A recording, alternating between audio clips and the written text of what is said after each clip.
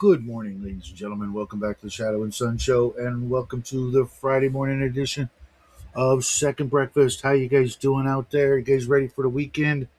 I am indeed ready for the weekend. I have a big weekend ahead. I've got a game with OGGM. We're going to play some vigilantes for Shadow Dark. Going to have our usual Saturday night paint and chill stream. Although um, I'm knocking a bunch of stuff off the table, so I'm gonna have some room soon. I might tackle those four-armed giant green Martians from Bronze Age miniatures. I've got a bunch up on the shelf way up there. We assembled them, but we never did anything. What's up, Bad News Bards? How you doing, man? Uh, yeah, it's only 9 a.m. my time, and I got a bunch of stuff to do after the show. And then Sunday, I've got my usual D&D game, but I've been my mind's been occupied by this morning's video with the new campaign I'm going to run, the espionage D&D game, and I got two whole pages of notes, plus I've got the intro channel called King's Crusade. Even though, like I said in the video, I know that's the name of a video game, I'll come up with some other uh, name for it and rename it and let everybody know. But I'm working on that, and I've got some ideas. I've been watching a lot of videos on real world ancient archaeological sites. The Well of Souls and Göbekli Tepe and all those weird places that are, predate normal history, and all the places that archaeologists are not allowed to go, or decided, we're not going any deeper. There's a whole bunch of those places out there with some really interesting and mysterious backgrounds and history, and no one knowing exactly why they were built and what they were for. And it's given me some pretty good ideas for a bunch of places I'm going to put on my D&D world, my new map. Going to make up yet another world because uh, no other world would do, in my opinion. I never got into things like Greyhawk and Eberron and somebody else's world. Even Barsoom, like I talked about a minute ago, I could never run that world. I could never get enthused to play on that world. There's just the coolest stuff has already been done. Elric's world, Middle Earth. Just they hold no interest other than reading a great story and picking up little inspiration. And often it's not like, oh, I'm going to make the riders a Rohan, or I'm going to make some vampire trees or something like that. Some obvious. Yeah, I did say D&D. Yes, uh, Sean, you're welcome to join. I can pop in the link. I'm going to be talking about my D&D game that my next D&D game that I'm going to run, um, with a mostly good party. I'm going to be running, trying to have a party with a paladin and an assassin in the party. The assassin will have to be lawful evil and uh, absolutely loyal to the king. Like I was explaining, if you ever saw the Firefly movie Serenity, where the bad guy was an assassin, and he knew he was evil, and he knew he was awful, and he knew he was going to have to, die when he could finally help make the Federation, or whatever the Empire was called, the perfect place for humanity. There would be no longer a need or a place for him. But in the meantime, he was going to do what he was told to make the world a better place. And to me, that's like the epitome of lawful evil. He knows what he's doing is awful, but he's doing it to save the empire. No worries, man. I appreciate it. Uh, Maybe Monday or whatever. I'm going to be working on this for weeks. I don't even have the first players, ready, and I'm going to try and make like a really cool intro for it, so that people could go, oh, that looks kind of cool. I want to play in that. You know, um,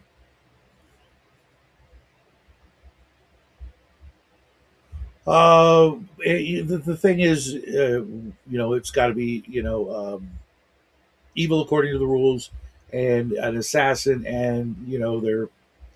I'm picturing, the evil part will come by the way they do things. The way they get the job done. When the king says, "Hey, I need so and so out of the picture," and he's like, "Yes, sir," and does something, like nasty to get the job done. But we'll see. Because I personally, we were talking about this a couple of days ago. We have literal assassins in the real world, in our own governments. Bad guys that do good things for the good of the whole, but they themselves know that they're doing bad things. Um, and not necessarily soldiers, because that's different. That's you're just conscripted, as it were, and orders is orders. But when it's like the CIA or MI6 or other like secret organizations, and we know we had guys working night and day trying to kill Castro. Um, that's kind of evil, but they were doing it for what they thought was the betterment of everybody else. But they were willing to you know oftentimes take out other people if that's what it meant to get these bad guys. Like whoever it was who put a bomb in Hitler's attaché case. There was going to be collateral damage there, but it was to them it was an acceptable loss. If they accidentally got some more goose stepping mofos along with the Mustache Man. It was fine, but I mean that's evil. What if it went off while he was walking past a group of school kids, or a secretary or something that just didn't they were willing to take those chances to get the bad guy, even though they might take out a couple of good guys along the way. What's up, Dean? So to me, that's kind of evil. I mean, there's ways and means and systems in place to get the bad guys without you know bending or breaking the laws. But these guys are willing to just say, to hell with that. We're gonna whatever it takes. End justifies the means. Uh, that's not a very good philosophy, in my opinion. I mean, I can understand why people would resort to and feel pushed to those extremes, but in the end, it strikes me as evil. So that particular guy, I mean, he could be best as buds with the guys in the party, um, but still be deep down his core beliefs are not good.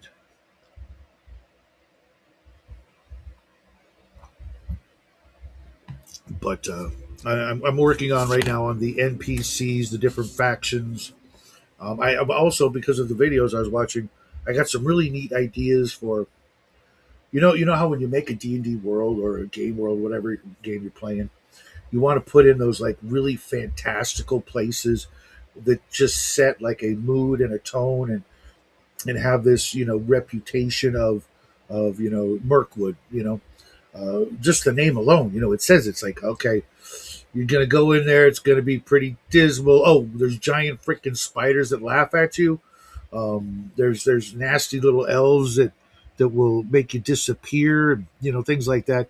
um, those videos helped me come up with a couple of like really cool, you know, locations. A bunch of them are dungeons, obviously, but even like one thing I want to have in there is like a really big like Hoover Dam, like waterfall construct made by the Empire, where uh, just if you've ever seen one of those things, and know what's behind them, just to water, massive amounts of water. But should something bad happen, broosh. And one of the reasons I want to put a place like that in is the I read about a study. how the closer people lived to the dam. You were at your diabetes specialist today. It's definitely not breast cancer. Okay, I'm glad you can make jokes and stuff about that. I'm glad to hear it's going good, Dean. But the study said that the people that live closest to the dam worried less about the dam breaking. You would think they would worry more. So you know what I mean? It's impressive. It's just just like, oh my god, this is just a feat of engineering, this marvel, and maybe even having a system of water mills and water wheels and things like that for whatever reason. I can see that being like a really cool place for a chase, running through hallways and tunnels where these water wheels are going and splashing and making their noise, and maybe occasional chimes and bells going off to let people know it's time to open this floodgate or that floodgate, and things like that, and the noise and just the dampness and the moisture. If you've ever been in rides like Pirates of the Caribbean or the log ride, those really cool Disneyland and Knott's Berry Farm rides with a lot of water, they get this smell to them. It's not bad, it's not good, but it's almost like what you smell when it's about to rain, but you're in a man-made thing, and it's just I want to incorporate stuff like that. I used to drive up the dam and sit on the AZ side and chill whenever I'd get into it with my roommates. Yeah, it's I said there's not going to be like a lot of you know super sciencey crap, but there will be gnomes and dwarves, and those guys make you know interesting things. I'm not going to try and follow Earth's exact timelines. Like, oh, they wouldn't invent that for another what 500 years. Well, this is not Earth, so they invented it early. Get over it. Especially when you watch those old videos, or not old videos, those videos about ancient civilizations. Who knows how they did the shit they did? They may have had weird ass techniques to get things done. I think my favorite story about the Hoover Dam was people arguing against it because of the cost. Someone replied that if it's such a problem, they should just call it dam. Okay. Been evac from Pirates of the Caribbean at Disney World. Okay. Um, Funny story at Pirates of the Caribbean. When I was a younger man, and prone to craziness, I was on that ride with my friends, and we just so happened to be in the front seat of the boat. And we came to this. There's this bridge or tunnel, and on either side of the tunnel is this sort of walkway. Because it's like a bridge, like you're going under it, and there was this walkway that was perfectly level to our seats, or like a little above. And I noticed that if I was quick, I could run, jump out of the boat, run along that, and jump into the back seat of the boat ahead of me, which was empty. So I did. My friends just lost their freaking minds, but nowhere near as bad as the family that was in that boat when suddenly this white boy just lands in the back seat of their boat out of nowhere. They were just like, it was so funny, and I just sat there, for the rest of the ride, just like, yeah, I did something that's stupid that I shouldn't have done, but I did it anyways. And my friends were all like, I can't believe you did that. It was pretty cool at that family. You should have seen the look on their faces. Their eyes got so big and wide. But yeah, I I like those kind of rides. The ones that incorporate water, and even the Matterhorn incorporates water. You're that guy. Yes, I was. Uh, that was back in the day. I don't even think I was. Oh yeah, I was actually in my 20s now that I think about it. Oh my god, I was like 23 maybe when I did that. Yeah, yeah. Um,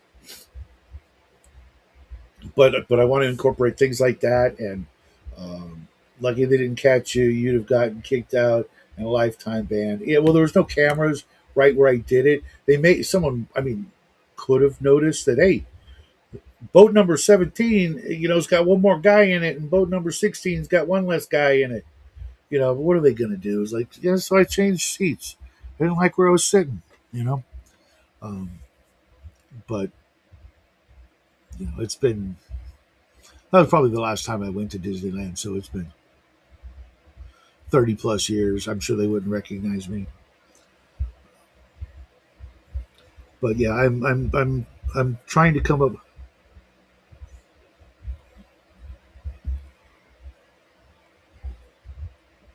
Oh, I guess you were trying to, it was the Democrats are going to change the name of the Hoover Dam. That's the silliest thing I ever heard of in politics. Lord, if they feel that way about it, I don't see uh, why they don't just reverse the two words. I got you. Trying to be funny, and it just didn't land properly. Happens to the best of us. So I've got some ideas, and I've got some uh, places I want to drop on the map. It was said by Will Rogers. I've been everywhere on Disney World property. Did multiple IT gigs out there. What's up, Squirrel? So one thing I'm doing differently though is I'm coming up with these places and I'm drawing them out on like an index card on the white side, not the line side. I use the line side to describe the place, and then just like maybe it's an island or it's a mountain range or it's the dam, let's say, you know, and then I'm going to make a whole bunch of these like flashcards of the locations that I can save for later, but then I will then sort of transcribe them onto a larger sheet of of some sort of parchment paper or whatever I decide to use to draw the map on, so that I can like think about where I put them and then drop them on a location here, there, or what have you. Um, but not just like try to rush and bang it out. Normally, like if I draw a map, I just start like drawing mountains and forests and stuff, and then try to name the stuff. I'm gonna kind of think about each little place and give it some character and backstory and history before I actually drop it in the on the big map. That way, I can put a little more thought into it and take my time with developing these locations, because I've got like a list of some of the bad guys that are going to be involved doing things, and no like one set like oh, there's only one big bad guy. There's multiple bad guys, all up to different shenanigans, and which one you know is like the end boss will be up to them, or up to what happens, depending on like, since the bad guys are, in addition to working against the good guys, they're obviously working against each other. In some cases or most cases, they're probably, they might cooperate with, maybe the Assassins Guild from time to time, but ultimately they want to either take over the Assassins Guild or eliminate the Assassins Guild, because they can't have anybody, that powerful in on the planet. They want to rule the world, so they got to get rid of all the competition. Hoover Dam was originally supposed to be called Boulder Dam. That's why the nearest town is Boulder City. 96 people died during its construction, and a dog. There's a memorial for the dog. Okay. What did the dog save somebody's life, or something? Who's just like a good and loyal watchdog, and something like that? Or was he like Balto and saved the town by bringing the anti serum or the serum or whatever? I forget the details of that story, but I thought it was kind of interesting. I did watch the cartoon back in the day. Dean, what's happening, man? How you Hello doing? there. How you doing, man? I'm doing all right. It's just we are finally back to summer again after like a week of rain, but that's pretty Okay, normal for Denmark. lucky you. It's been hot as heck. It's been so hot up here. Like right now, I would love to pick up a paintbrush and start painting, but it's just too hot. And since I use a lot of speed paints, I can't really use a wet palette. I've got one. I could use it, but it just sort of just doesn't work. So I got to wait till like later on in the evening to do any painting. Because like I woke up this morning, went outside. It was like 7:30. Let the dog go outside to go to the bathroom. It was 90 degrees outside. Yeah, I mean I can see you have gotten a pretty a nice amount of sun now that I'm in the back room and can see you in higher resolution. Yeah, no. Yeah, and I haven't been out in the sun much, but I do tan pretty quick. Yeah, My body's used to it. I used to spend a lot of time at the beach. When I was younger, surfing and stuff like that. it's So, almost like you're Californian from back when it was a unique state. uh-huh. I miss that. You guys have no idea what it's like to go from as a youngster being able to hop on the bus with $1 in my pocket and my surfboard, or my boogie board when I was younger, and literally spend the night on the beach with nothing but a bottle of Coke, that I got from one of the stands or whatever, and my beach towel and a lighter or a pack of matches. Just make sure I save that last quarter for the bus ride home. And I could sleep on the beach at the age 12 and nobody would bug me. I'd make a little fire for me and my bro. We'd, maybe bring some hot dogs or something and cook those, even though they've been sitting in the sun all day. And That then, is that sounds fun in the opposite direction.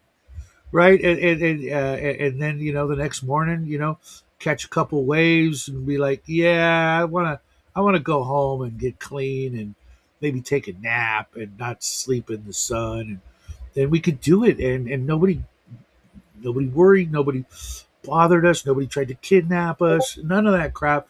And now at like 9 or 10 o'clock, they've got an army of jeeps and ATVs and stuff like off the beach. Like, what are you throwing a party? Is the president arriving? What's going on here?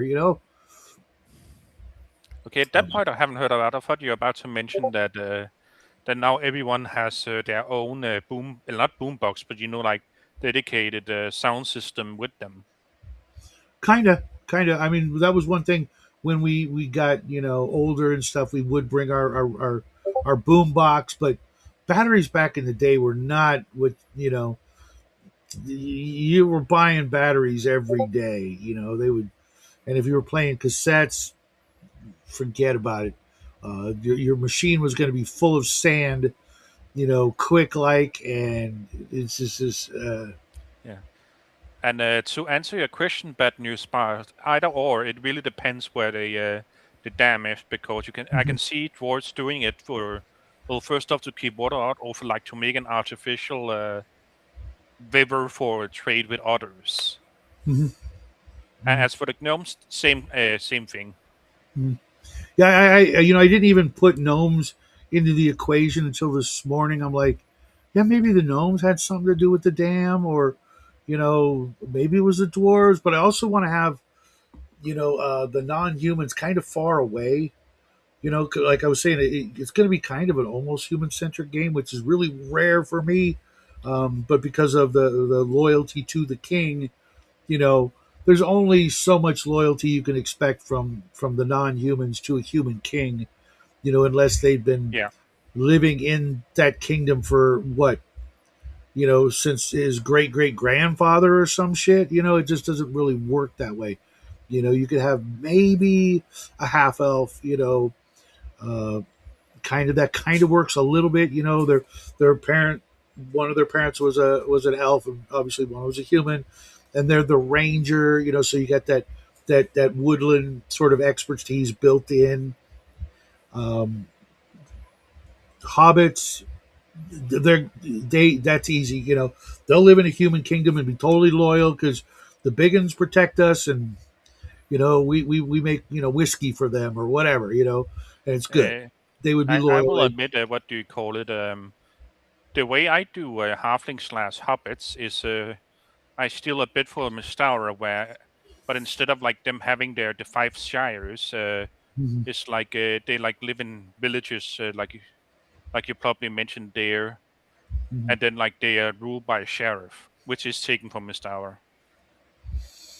And kind of Tolkien-esque, but then you can see even the gnomes and the hobbits living within a human empire being totally cool with human rule. They're Yeah, bigger, they're stronger, they'll defend the little guys, etc.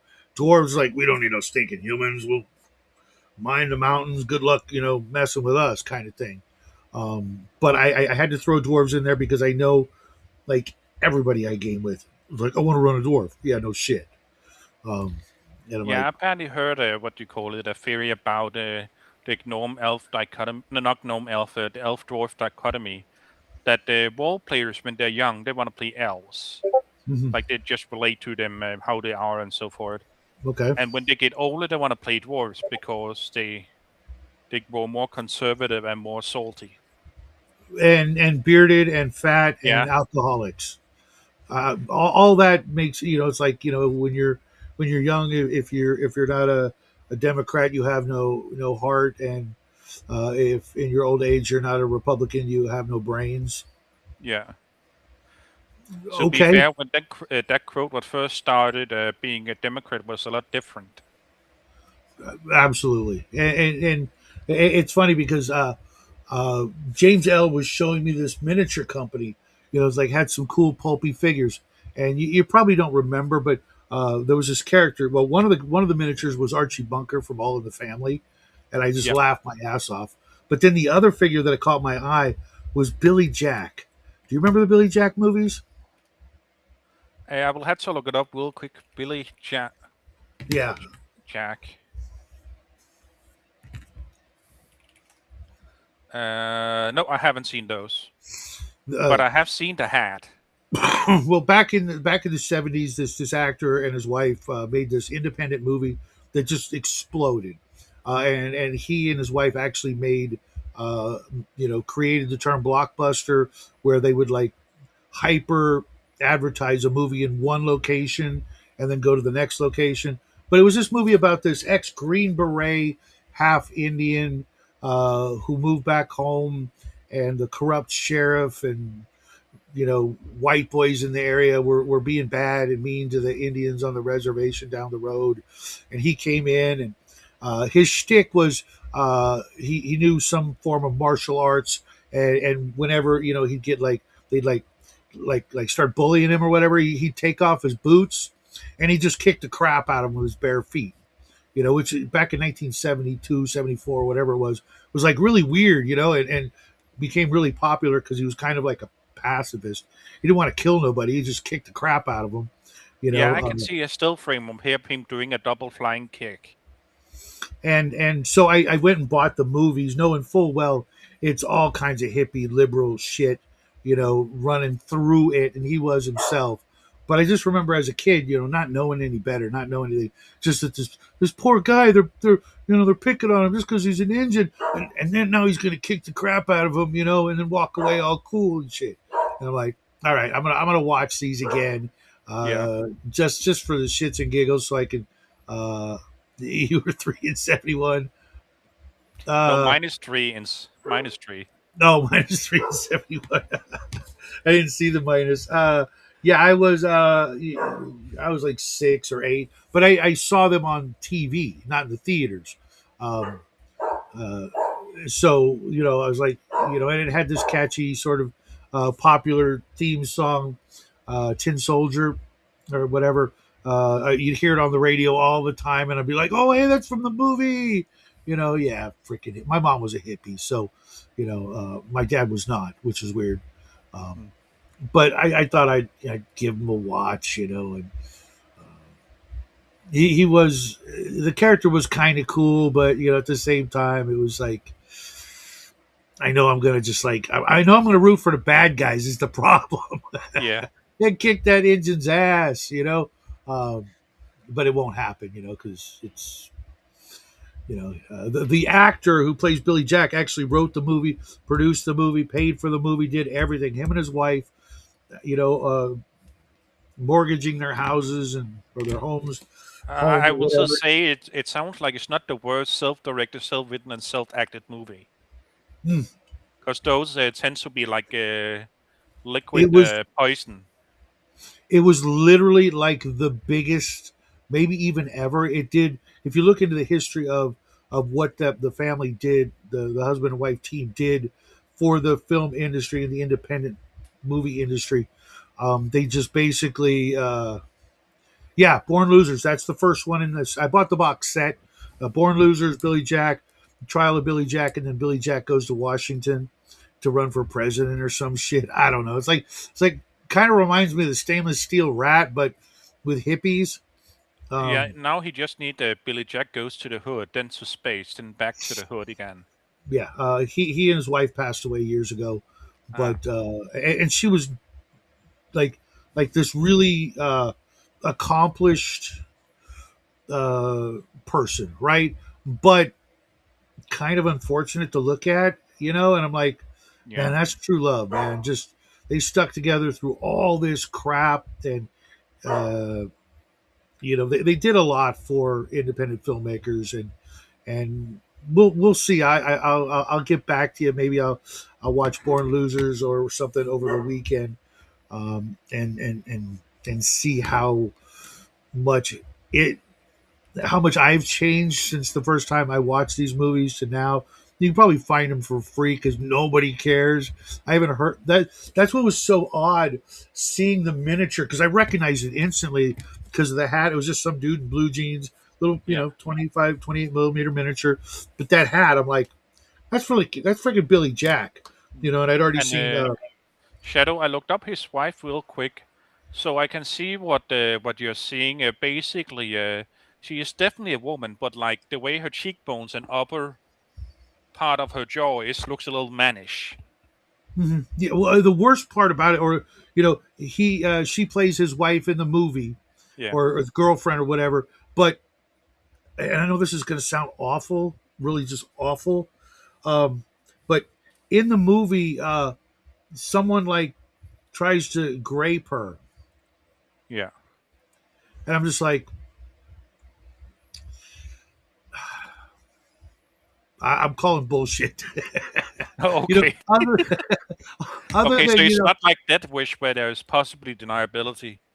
it's like who would, I don't even know how he, being a total chauvinistic pig, I was like, yeah, why? Other than just to get back at Billy Jack and piss him off because I took your girl, which would be like, oh, dude, I don't even want to do that, you know. Yeah. Also, welcome to the stream, Stephen Kennedy. How you doing, man? Yeah, I don't really feel that way because I'm amazed that they you know being in Hollywood and stuck together through thick and thin all the way from pre Born Losers in '67, which is the year I was born, all the way to the 2000s. That's they had something special, and they did something special, at least for the hippies out there. And anybody who wanted to make their own movie, and they really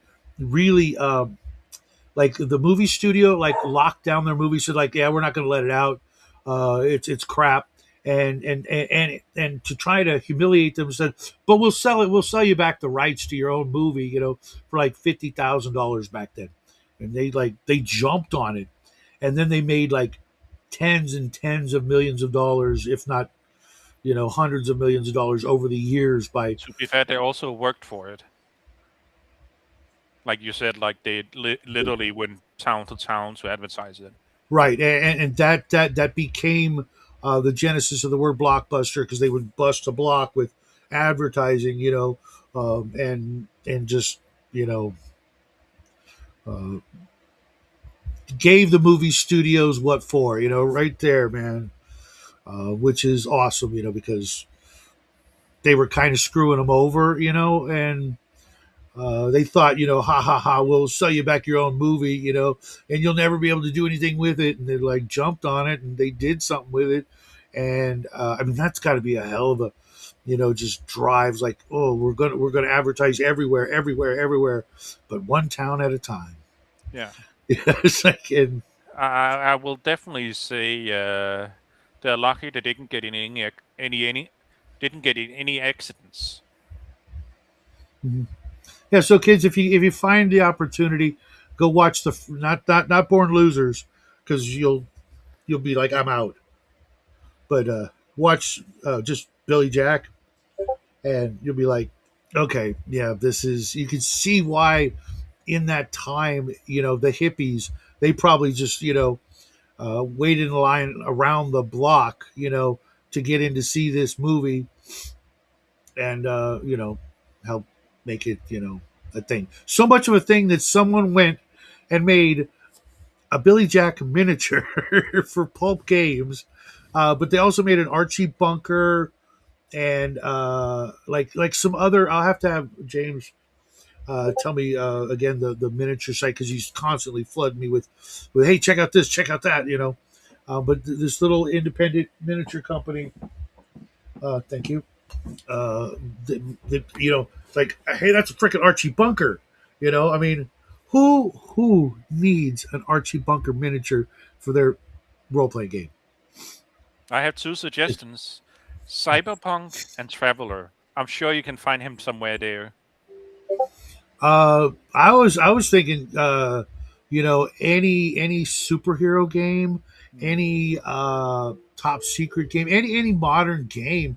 But yeah, that would be freaking hysterical if you could do the voice of Carol O'Connor. If you could do his voice, and see if anybody noticed that that's who you were doing, because he Yeah. had a very distinct sound, and I know like Bear could probably do him like that, I bet I could do him if I tried, because it wasn't, he had a very distinct sounding voice for that character, and that would be uh, fun. I like it when I don't need a meathead one though, right? Oh my god, I hate that guy. I hated him then, even as a kid, like like a 10-year-old kid watching that show. I knew that this guy, he looked kind of cool, like he might be a cool guy. I just knew deep in my soul that this guy was no good. He was, you know what I mean? Did you guys feel that way watching the show, or Oh, did you is like that secretly? Meathead? Is that the guy with the mustache? Yeah, Carl Reiner, Okay. Yeah, who went yeah. on to give us The Princess Bride, and what was the other big one? Was it Not Stand by Me? Maybe it was Oh, Spinal Tap. He was responsible for getting those movies to us and really appreciated. But in his private life, etc., uh, Yeah. I can I do mean, I'm Yogi looking Bear. at the his picture from All in the Family, and I will have to say he has kind of feminine eyes, and the mustache doesn't work for him. I could see, in the day, because I saw a lot of those mustaches and a lot of those Oh kind of yeah. guys, Um, but yeah, his character was scummy. He was, you know, but I just knew as a kid, it's like, there's something wrong with this guy. This guy's, he's talking a bunch of bullshit. Why would we want to do these things? And, you know, with society and things like that, and, um, you know, then what his kid killed him or something? Is that how he went out? I wouldn't know. I never watched the show. No, it was like real recently in the news. Oh. Like his son like murdered him. Uh, I think that's who it was, right? Like his son was just went freaking full psycho, like abusive treatment kind of, snapping. I do not know. That's definitely not something I kept up on. Okay, well it was here. It was like big in the news, and everybody was kind of not surprised. I'm not going to say celebrating or anything like that. It was just, yeah, it was his son. Okay, it was just like, yeah, I'm not surprised. Haven't thought about the guy, since Spinal Tap or whatever, which I love that movie. I love that movie so much. I actually have the first. I have both soundtracks on DVD. What's up, George? You ready for Hey, George. Saturday? Hope you're feeling better, man. Um, But yeah, as but for the 70s, one thing I don't really like is like the implants for like the shoulders, like in the clothes. oh, the shoulder pads. Yeah, shoulder pads, because I tried it before, and my issue is I have naturally white shoulders. So like, I mean, physically, I don't mean like I'm strong. Mhm. So like, they just don't fit for me. Like if they're normal size, and then they have a shoulder pad. I hate them on women. You know, I agree. but I hate makeup on women. I think it's actually like, I mean, it says so much. You know what I mean? That today, even more so than ever, that it's like a mandatory, right. Even in prison they get it. They get what in prison? Makeup. Oh yeah, yeah. I I mean, will. how shallow and uncomfortable with oneself could you be that you literally need to put paint on your face just to make you feel like I adequate? mean, I mean, according to the Book of Enoch, makeup was one of the things the fallen angels taught humanity. I mean, that literally is one of those factoids that like could make an atheist convert. It's just like, now it all makes sense. Now I get it. Now I understand God, religion, and women. Sorry, guys, couldn't help myself. It just it's so weird. Um, the stuff is disgusting. It's made out of disgusting ingredients, Yeah, and it's false advertising. Just saying. it's false advertising. I just wish more women would use it for special occasion.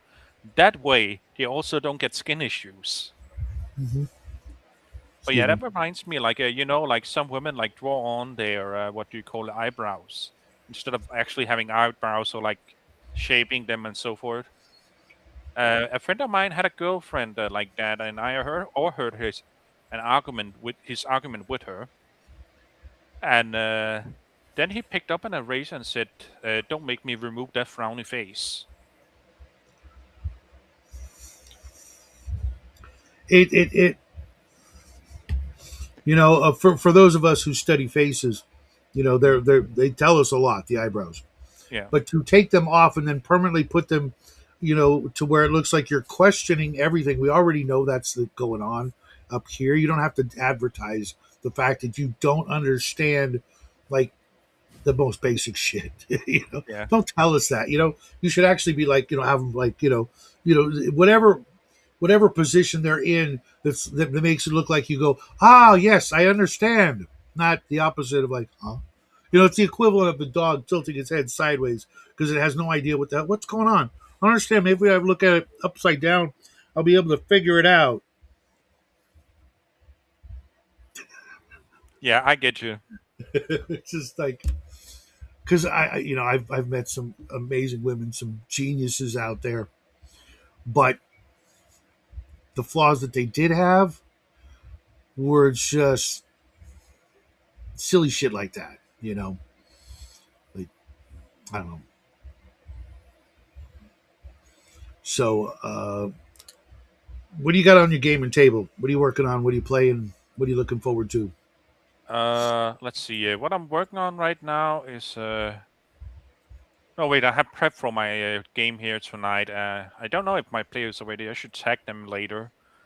But I have my Friday game where they are. So I'm using the module called the Academy of Secret, which was released for Pathfinder. The short version is there is what do you call it? A Mage Academy, where like Mhm. they have like, oh, this challenge, if you can break in and get this item, you get to loot this vault. Uh, the plot twist, or rather the thing players don't know go in, is that demiplane is actually a torture chamber for a former Archduke of Hell. So he encourages a strong adventurers to go in there and get tortured so he can harvest the energy, and hopefully one point come back to Hell and take his place. And And I'm I thought I ran high magic shit. That's some high level. You know what I mean? It seems yeah, um like back in the day, like one of the most acclaimed modules of all time was the Scooby Doo adventure, The Sinister Secret of Salt Marsh, yeah. where the players go and investigate a haunted house that's not really haunted, it's just pirates. You know, it's like so Scooby Doo, but at the same time, it's so well done. You Yeah. know what I mean? Oh, And I love written the and Sinister executed. Secret Assault March, and then go into using the clues you get into in the end to go into what's that island one originally released for Mystara? X1, Isle of Dread. Yes, that one. I love that one too. That's one of my favorites. And Isle of Dread is for BX or whatever, but it didn't stop me from using all kinds of crap. There's that one picture in it that inspired freaking decades worth of content. Just one little image of the saber-toothed tiger being ridden by the saber-toothed tiger man. Hmm. And I made the whole Thundercat race in one afternoon. Panther Men, Cheetah Men, Lion Men. My players freaking just lost their ever loving minds. It wouldn't matter what game I was running for the next 25 years. Like, can I run a Panther? Like, I guess, sure, why not? I mean, seriously, some of their longest lived characters were the like Thundercat kind of equivalents. One cat or another, and just for that little tiny little image in the thing, and they don't even really go into it much. It's just there. But it went from Sinister Secret of Saltmarsh being this well written mystery to freaking like what you just described there. This freaking Clive Barker freaking high magic insane shit. You know, yeah, your first level, but you're the main protagonist is a freaking demon lord. It's like what the Oh no, shit. the thing here is a module for level 13 to 14, Oh, okay, okay. and technically it's it sets up at least now an Archduke is involved. You're only like fighting his minion in that dimming plane, which Right, mind but you, is but still but, but when you said like it's a mage's school and stuff, I got the idea of like yeah. sort of Harry Potter. It's like their rite of initiation and their test. But if they're being tested even at 14th level, that's pretty intense. Oh, You here know. is oh no, it's not the school itself. It's more like the school is holding a competition. Like, oh, adventurers come and try this. Oh, okay, okay. So it's like come one, come all. Yeah, the school itself, if I remember correctly, is a conjuration school, and they focuses in demons. Sorry, devils. Because how can that go wrong? Uh, Basically, there is a death rate of like one or two student per year who like fails to do the proper bindings. But yeah. That's literally fucking batshit insane that would be just like normalized in any society ever. You know what I mean? It's like, oh, they're just misunderstood beings from another dimension. They're not the absolute embodiment of all evil. No, no, no. Those are just rumors made up by the gnomes or some shit. You know what I mean? It's like Yeah. how fuck because I mean in my day, anything even remotely demonic or devilish was to be purged. There were Cambion and Alu demons, which were like children of succubus and Yeah, direct children. Yeah. and you weren't allowed to play them. You were there to kill them and destroy them, send them back from whence they came. There was none of this. Oh, can I run a tiefling? Shut up. To be If fair, the someone tiefling originally was like someone who was tainted by the planes, not yeah, an actual tainted. demon blooded. But yeah, Mhm. Yeah, It's later it became very edgy, and not that later anyway. right, right. I mean, yeah, I mean, if your character has horns and an affinity for fire, I'm calling a spade a spade. You know. So it was your grandfather and your grandma that were the demons, not your mommy and daddy. Well, you still have horns, a spaded tail, and a penchant for fire. I'm putting you to the sword. Period. That's it. You know. There's just if the people from the Satanic Panic knew what was going on now, you know what I mean? Oh yeah. Um, I mean, that's also why the Hickmans didn't like the Book of Wild Darkness. uh, uh, bad news. Hunter can kiss my ass. He's wrong on so many things. Can't role play his way out of a paper bag.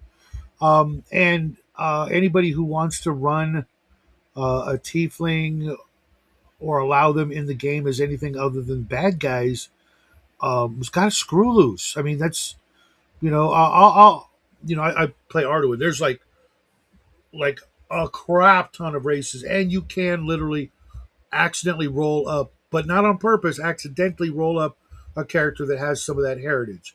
But trust me, whenever that happens, it's not like someone's going, yes, they're going, ah, fuck.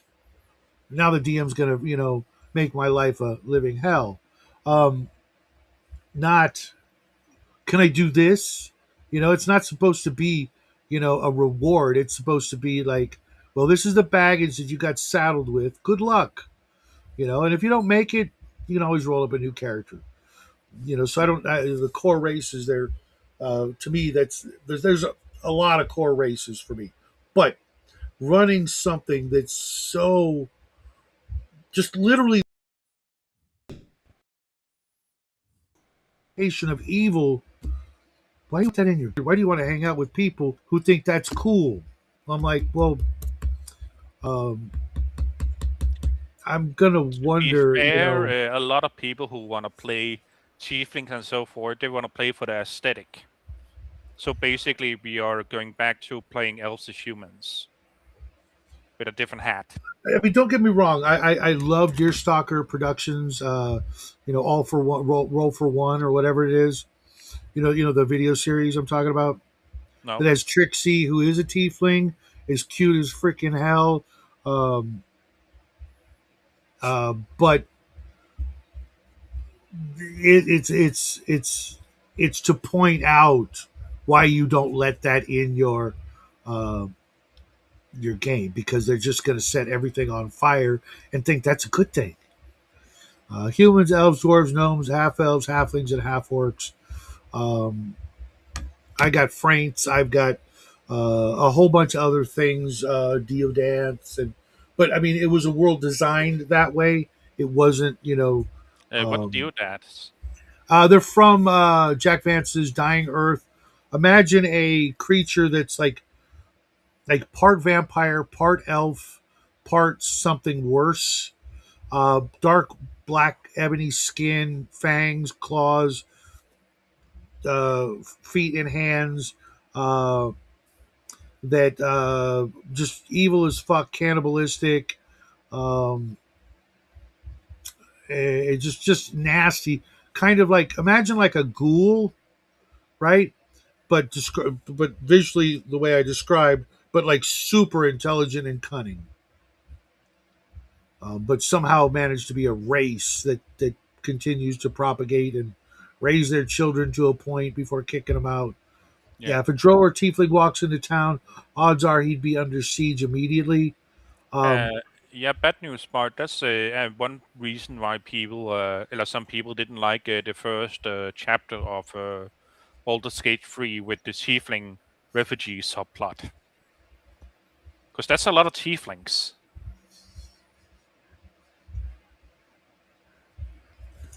well, right off the bat, you would think that the tiefling would do everything in its power to disguise what it is, Yeah,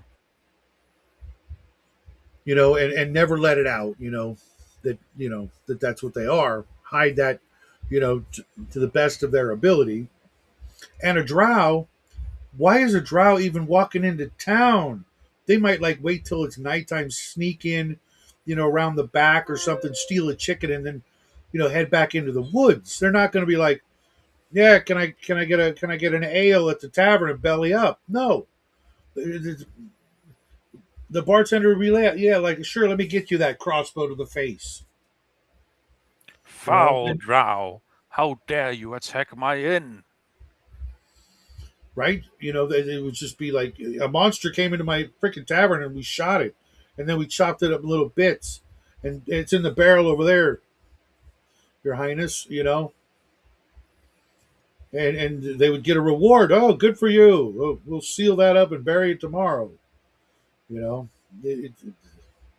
certain. It'd be you might as well say like, I want to run a troll. Can I run a troll? Yes. You live in the woods by yourself. Everybody hates you, and nobody wants to be in your party.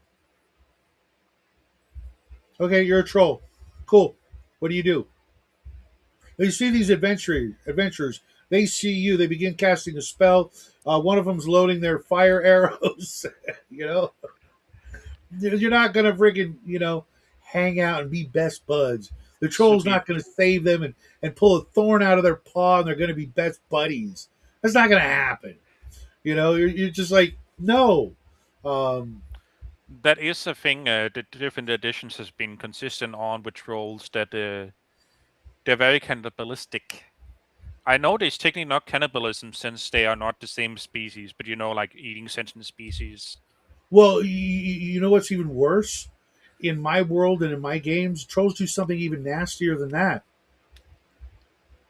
When they get really hungry and they can't find something, they'll just eat a foot, one of theirs. It's just going to grow back. Their stomach stops grumbling. They got a full belly. They take a nap, wake up with a new foot. That is You definitely know, a thing because they're magical creatures that don't work off biology, so yeah, they can do that. Also, is that pizza or pie? neither.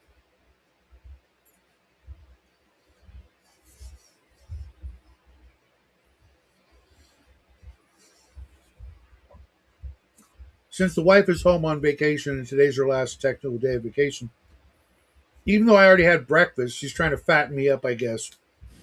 It's a quesadilla with eggs, bacon, and cheese. It's freaking delicious. Even cold, I would eat it, but she's going to come in here in a minute and go, "Did you like it?" I'm like, "Of course I did." It's some of Isn't it my favorite quesadilla? ingredients. Quesadilla, yeah. Okay, just because you say a case of deer or something like that. Yeah, it's a weird word. Hmm. I even though I know how to pronounce it properly, when I'm around her, it's a quesadilla. Because they That the that's double fair. It annoys her, and that's your husband privilege. right. Same thing with jalapenos and What's what's that? the other? Jalapenos. Ah, Use the damn J. It's there for a reason. yeah, that's the thing I don't. Okay, not that I don't like about Spanish, but that's the thing I'm confused of. So like the Mountain Dew drink, like a Baja Blast. I had never heard it pronounced. I thought it was Baja Blast, and it was like a drink from India. Mhm. They don't like the J. They don't like the G. H is silent, but if it's a J, it's pronounced H. Yeah. I don't get it. It's like they're trying to. It's like they're trying to confuse us. What if eating your own flesh was like drinking your? You know what? When I'm in a really really bad mood, some of my worlds have this thing called troll invasions, where if a troll, let's say a troll had an intelligence above 6 or 7, right, and they know they can eat their foot, right, but if they don't hurry up and eat it quickly, it's going to grow up into another troll, right? Oh yeah. What if they did it on purpose? Like So start cutting off hands and feet, and then running away just to make so more trolls. so basically, like in old World of Darkness, how does Sabat make Zerg rushes? Okay. But like they will just what do you call it? They didn't care about the generation. They just like mass bit humans and converted them, and then sent them toward those enemies. hmm Some Yeah, I mean, criminal deal. within. I mean, think about it. If a troll can reproduce another troll in like less than an hour or whatever it is, right? Mm. And each troll can keep on doing that. I mean, you'd literally have like troll world, you know, in like a year. You know, let's say just being generous, they would take over the whole continent at the least.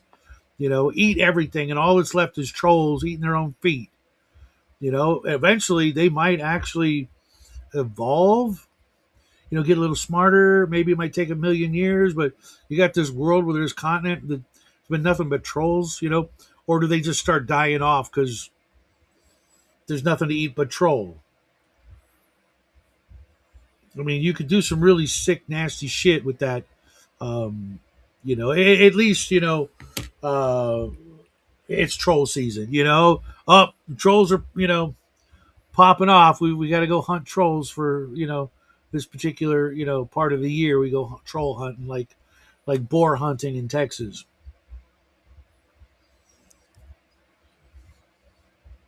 Makes But sense. nobody ever does it because they know it's the inevitable conclusion is the trolls will win and your game is over, right? Yeah, I get you on that one. Or what the every magic user and everybody in town now knows how to cast freaking burning hands or better, and there's not much left of the countryside, but damn it, those trolls are gone, Now we just need to demolish the bridges. right? Give them nowhere to hide. That's a good one. Man, that reminds me of one of the few funny lines in one of the later what do you call it, Shrek movies. So basically, there's a bounty on Shrek, and people are Mhm. like taking things over to the guy with the bounty. And someone apparently did try to pass off a troll as Shrek, and he get called out on it. That's a troll, not an ogre. Yeah, I found it weird that they wanted to make him green in Shrek, because up until that point they were always just a different color, Yeah. people Uh, color. there is two reasons for that. First off, they're not probably thinking of orcs, and second off, apparently the donkey is green. What do you call it? Colorblind. So Shrek just looks like a weird ass guy to him.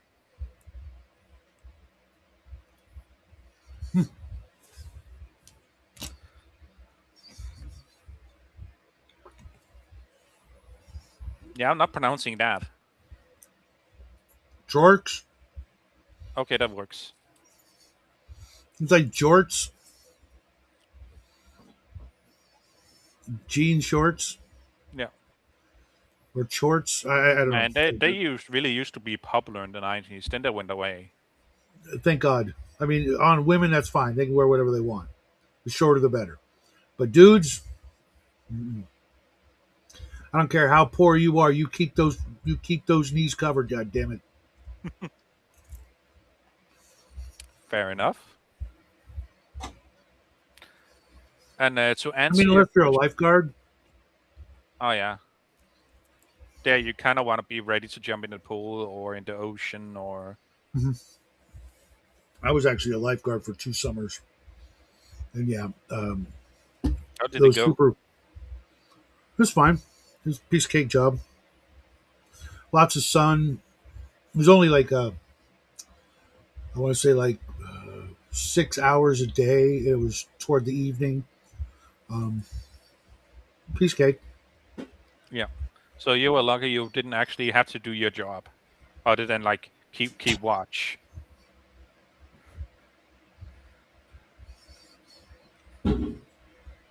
I've seen those too, but not as often. That's mostly yeah, this discords. That's mostly when a parent or something had like a pair of jeans that was like huge, but they couldn't wear them anymore, so they cut Mm. them into yeah, a skirt.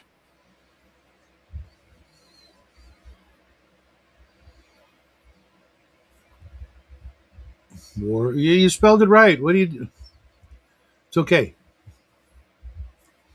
Uh, Bad news. You want the link? You can pop in. You're on my Discord, right?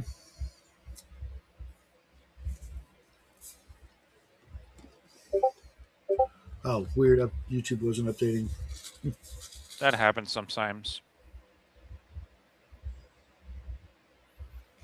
And Squirrel, to answer your You're, question, that's more a question for Bear Grylls. Whether a troll eating its own flesh is like drinking their own pee.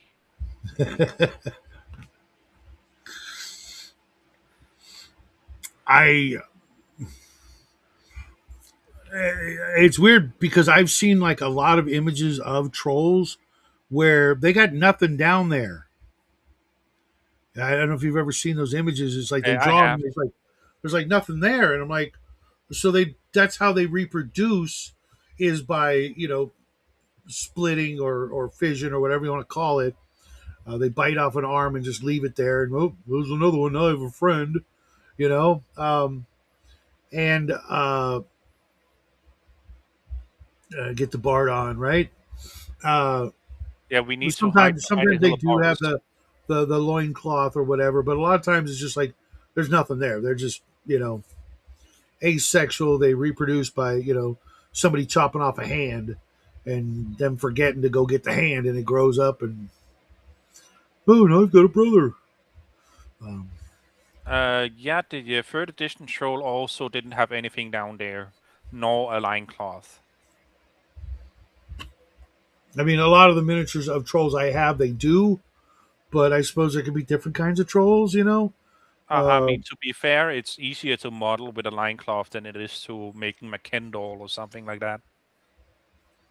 it's more interesting. It gives them a reason to wear a belt, and then if they've got a belt, then they've got a belt pouch. And if they got a belt pouch, there's stuff in it. It's going to be gross, but it could be worth money. Um, Oh, look, so a I, very rare fungus that no one ever cultivates. right, right.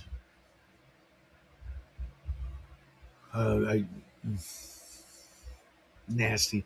I had this one troll miniature from back in the day. I still have it. Of the troll from the I think it's Crypt of the Sorcerer playset. That I showed off the other day, and he's this big.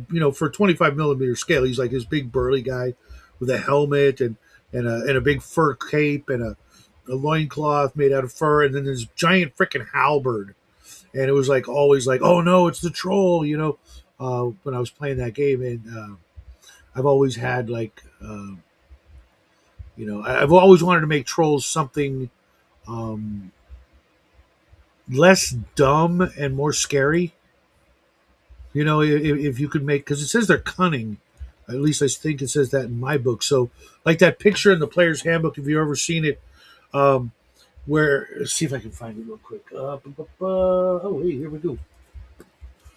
You guys already probably know what I'm talking about. The In the back of the book, the player's handbook, there's a scene where hi, oh my god, I flipped to one page away from it. That's how well I know my books, guys. Okay, see Oh if yeah, I the can. one where it's taking the lead. Yeah, yeah. The fighter left a coil of rope to try to find his way back, but the troll found it. It's like, I got a little surprise for you, Yumi. Yeah, when I first saw that, like, yeah, I've probably been like 11 years old. I thought it was a hack. But that Yeah, back yeah. then I couldn't really English either, so I just went by the picture. Hmm. Yeah, that's to me. That's a troll, wicked, right?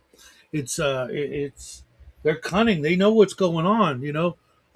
They may not be able to read or write or whatever, but there's enough evil and malicious cunning in there to really mess with you. It's not just a big dumb ogre that regenerates. It should be like following you and watching you and waiting for the right moment to strike, waiting until your campfire is dwindled down to almost nothing, and then it comes in the middle of the night and then just grabs that little hobbit by the throat and just squeezes him, right? you know and then runs off with him, and the party's like, Where'd Billy go? He's just gone. With some footprints, you know. Shit like that should, Yeah, that would really. that is definitely better than the earworm that was only made because he was tired of everyone listening to the door. Yeah, yeah. Oh, What's you wrong don't with have that? good memories. No, no, no. It's just no. I hate when like a simple like a mechanic like listening at doors, right? That should be your DM chance to shine. You know what I mean? Because you Oh yeah, can't see, but you can hear, and you can describe a noise in such a way that it could lead the players to believe or think all kinds of. They'll fill in the information you don't get, and they'll make they'll turn the sound of dripping water into something horrific. Their own imaginations will do wonders for the ambiance and the tone and the mood of the games. Like you hear whatever, use your imagination as the DM, but no, some DM got tired of having to describe what they hear behind every freaking door. Sometimes it's nothing. Sometimes you can just say you hear a squeaky noise. What kind of squeaky noise? Mechanical or rat? It's hard to tell. It You're thinking it's probably a rat, but it could be something else. And they open the door and there's a ghost in a rocking chair. It was neither, or both. It was a giant ghost rat in a rocking chair. Uh, Academus. Whatever, it should be your chance to shine, but DMs turn it in. Some sad DM turned it into, oh, another part of my job I don't want to do.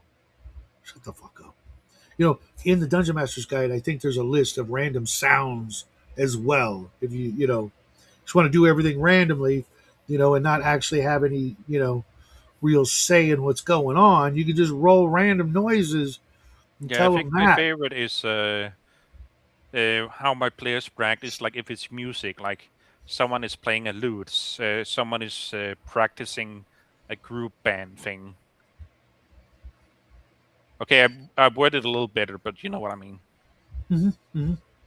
Yeah, I think the scariest musical sound would be a toy piano, Oh yeah, because that could be anything, and everything that comes to mind is not.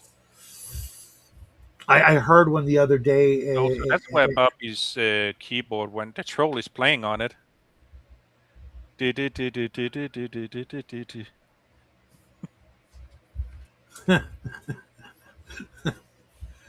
Okay, Stephen, it's Uh, Manaples, the man halfling thief. man apples, man apples, Oh, halfling thief, and his trusty known sidekick, Sweet and Low. That's I got the first part. I don't know what sweet and low is. a Sweet and Low is a sugar substitute, Ah, but it could also mean it's also sometimes used for uh, a code for a certain oral activity. fair enough. Yeah, it's a family show. Damn it! Who the fuck do you think you are? Um, The guy who joked about 99 words for coon. mhm. I'm not gonna say the rest. Don't worry. No, no, no, no, no. I can kind of extrapolate. Um, but yeah, it was the same thing with uh, people bringing donkeys uh, into the dungeon, so they made the bullet or the boulet or whatever. It's bullet. Shut up. We don't speak that French shit around here. And We- his favorite food was donkey or mule. okay, I think they removed that later because I haven't heard that before. Yeah, I, yeah. I just know it I was the could be land wrong shark. about whatever the creature was. It loved donkeys and mules because players were bringing those into the dungeon because you could do that. You couldn't bring a horse into a dungeon, but you could bring them in, and they could help you carry out more treasure. and that's how it should be, because there's also what do you call it, the cost benefit analysis of like, okay, now you have a creature that's very skittish and can be killed, Uh huh. But and now it you was have just to somehow get it back off it and carry that with you. right, and DMs were getting upset because it meant players could carry home more treasure, and also have something that would help them fight, kind of, you know. And so they made a creature that would choose the mule or the donkey over everybody else first. And you're just going to the dungeon. You're not even there yet. This thing would jump up out of the ground and try to eat the donkey so that you wouldn't be able to carry as much treasure home, and probably take some of your supplies. And it was really from that us versus them, DM player mentality versus mentality. It's like, I don't care. You guys could bring a freaking 100 wagons and bearers and porters and have an army outside the dungeon and bring them all inside. I don't care. Not going to hurt my feelings. You're not going to break my dungeon and make me go, oh no, my poor dragon, you killed him. You took all his stuff. I don't care. You know, even NPCs and I've had players kill off like really great NPCs, or try to, when you least expect it, or um, what have you.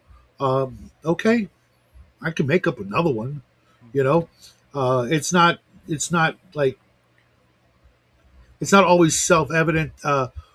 Who like when I run an NPC, I'm trying to like think of like who the NPC is, like what actor Yeah, or musician, or something like that. I try to pick like somebody, even if it's another fictional character. Who is this most like, so I can kind of act like them when I'm playing the NPC. We all do that, and I can do that again with the next NPC. It's the same guy. You just don't notice it, right? yeah. And Right James, there, I thing looked it go. up. It was apparently in third edition, and later they changed that thing with the mules and so forth for the bled. Oh, okay. Yeah, because it got dumb. It was just Yeah. like, you know, I don't know. And What's up, man? hello. How you doing? I'm doing fine. How about yourself, man? How you been? Hanging in there. Yeah, you like Yeah, my yeah, background there and my little avatar? You should recognize that. yeah. It's Babylon 5. Yeah, it's the White Star, Yeah, yeah. or one I of them. used to at one time. At one time, I had like 20 of those miniatures of the White Star from the miniature, the War Game or whatever, because some guy Mm. was selling, on eBay, a big pile of Babylon 5 ship miniatures. I grabbed them up, and I swear to you, I made over $1,000 on like a $89 investment, because I was Oh, selling the I White told. Star at like. Yeah, that would have been awesome, man. I told you I found the Jakar and Sheridan from season 3, whatever, 4, whatever, from the current season, basically. The figures, the big figures, and they're numbered, and they're both number ones. And I got them for like, I don't know, $5 a piece or something like that. That's awesome. I have a Sheridan action figure that I actually found on my way home from work. I want to say, like, I got off the bus, I'm walking down the street, and there's Sheridan on the sidewalk. I'm like, "You're coming home with me, dude." And then my son played with him when he was a kid. Didn't even know Yeah, who he these was. these are the tall ones, the Nah, this is just the plastic, goofy one. the smaller But ones, like the ones like the Star Wars figures size. yeah, yeah, just plastic, These are more like the 4 point old school GI articulation. Joe ones. They're not designed really to be played with, I don't think. I guess you could, but Oh, well, the ones you got, I would highly recommend, if they're as rare, etc.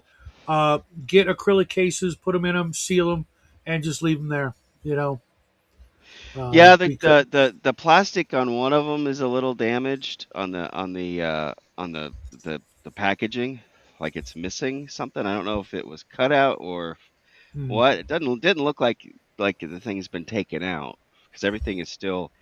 They put those little twist ties around. the figures to hold them, and the tape to hold the Mhm. little guns or whatever. Yeah, That stuff's still there, but you know, but and maybe it just got brittle or whatever. But the fact that they were both number ones out of what is it? How many? I'm looking at them right now. Yeah, one out of 12,000. So they made 12,000 of these units, and they're both are number one. I don't know how the heck they got into Knoxville, but I couldn't find any more. I was like, oh come on, I need a Londo. I need a Londo. Where's a Londo? Because we had Peter on the show, so I wanted to have a Peter for the show when we had that when we had him on, but I couldn't find one. I couldn't even find the smaller figures. Um, One of the other yeah. guys did. That's one thing I couldn't really at the time when they came out. I just couldn't get into that, and unfortunately, some of those markets have kind of dried up. Eh, Yeah, I mean, I can it's Will go to eBay and look and stuff like that, but you Will know, quick. I'm gonna head out and make some dinner. oh, okay. well, You take care. Have a good one. I'll Thank see you, and you thank you enjoy. for having Saturday, me on maybe. stream. Always a pleasure. You always, always welcome everybody. Have a good one, man. Have a good one, and to the rest of you too.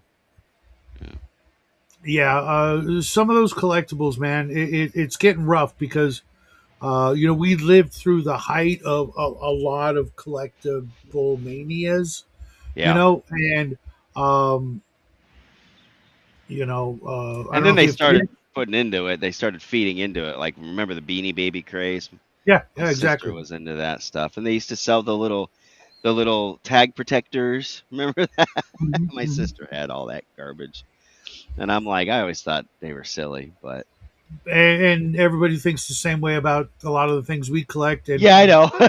So the whole Klaus Schwab, you'll own nothing and be happy. That's the goal. No matter how people like try to say no, no, no, no, it's ultimately the goal of an intelligent society, reaching for the stars or whatever, and yeah, you just can't drag that crap around. You can put it in a yeah, museum where everybody can benefit from it, but you can't drag that crap around forever. But you can make yourself your own little museum, your own little library. If you get lucky enough to have a home like that. I have a friend who has if you saw the Dungeon Dweller heritage miniatures that I've been showing off from the 70s, he's got a room and it's all that. It's like a shrine to that line of miniatures, and it's gorgeous. It's beautiful. I totally love it. But he and I are like the last of about 100 people on the planet who could walk in there and go, "Oh, this is awesome." Maybe some kids would go in there and like, "Oh, that's pretty cool. Can I play with?" No, don't even look at it. yeah, You might damage the paint. Your eye beams will harm the, you know, and that stuff will eventually, end up in a landfill. However, yeah, there are a few things that are always going to be worth hanging on to. Books being number one, guns being number one, um, yeah, stuff like that. That way you can keep people from stealing your books because you get the collection of guns and books. You can always it's like here you could borrow this, you can enjoy this too. You know, things that you can't touch and play with anymore. It's like yeah, that's why I go off on and did yesterday about like 3D printed resin miniatures. It's like super temporary. yeah, yeah, They're despite the untested materials and composition of the resins that they're made out of, we have no idea what the long term effects are. When we already know some of that stuff is toxic, if you accidentally ingest it, 3D printed stuff, who knows what, like back in the day, there was lead poisoning from lead miniatures. But you literally had to chew on those things, Yeah. Well, or same with really be paint. exposed to lead. I mean, the paint used to have lead in it too. Even some of the early. Hell, we Yep. were receiving toys and things like that from China just a few years ago, where they were intentionally putting lead in the paint, Oh trying to yeah. kill us, and we just like, so what? They can't get us all. I didn't chew on my Star Wars figures. I swear that's. No, I still have, um, I still have a sealed 1977 Chewbacca and an autographed Jango Fett. Oh wow, that's awesome. And I kept like all this stuff for my boy.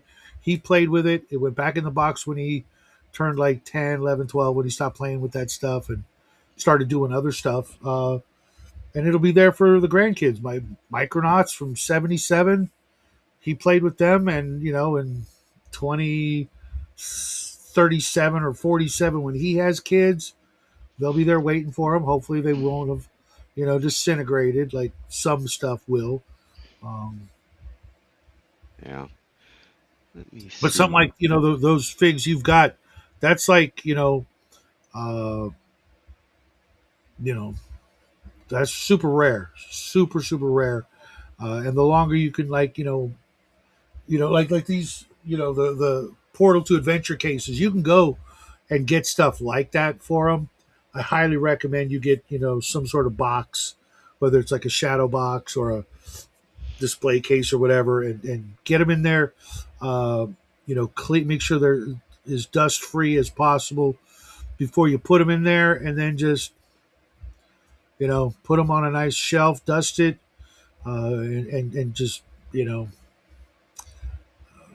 keep an eye on the market, because uh, at some point, you'll be. I see them. That's really cool. At some point, you'll be able to. That's Yeah. what I was talking about. You see right here. It looks like I don't know if the plastic was brittle and broke out or what, but it's still got all the tag and the little card and all that stuff in there. So, other than that, What's up, Stephen Kennedy? What's up, Vic? At some point, there's going to be someone who will be willing to give you like a crap ton of money for it. Um, this one's still got the Toys R Us tag on it.